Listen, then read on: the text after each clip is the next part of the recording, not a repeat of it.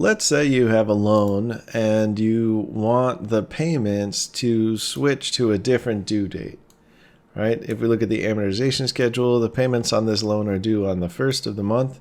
But let's say we want to move that back to the 10th of the month. What we can do is create on the settings tab, we create another payment setting. And let's say if it's currently 5/1, we'll say on 5/10 is when the new payment will be due on the 10th. So we're going to say monthly. It says use 13, so we'll plug 13. Maybe we'll plug 14 in there. We'll keep the same payment amount, $338.68. You can change this, of course, if you want to. But so now we tell it.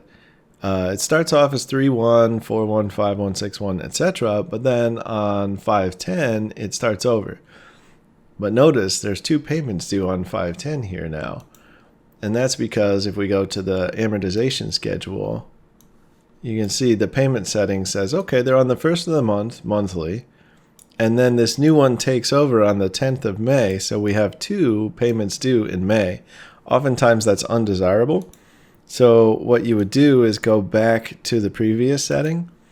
And we can say, instead of occurrence count, ending date, and we're going to end before, say, 4/15.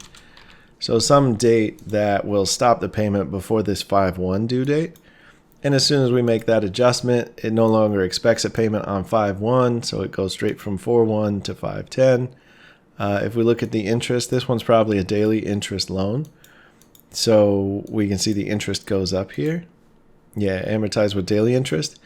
If you have just an amortized loan and the interest follows the payment schedule, which is one of the defaults when you create a new loan with the Loan Wizard, what happens is those extra 10 days, moneylender will just pretend that's not even a thing. It will just treat this as a regular month, this as a regular month, this as a regular month.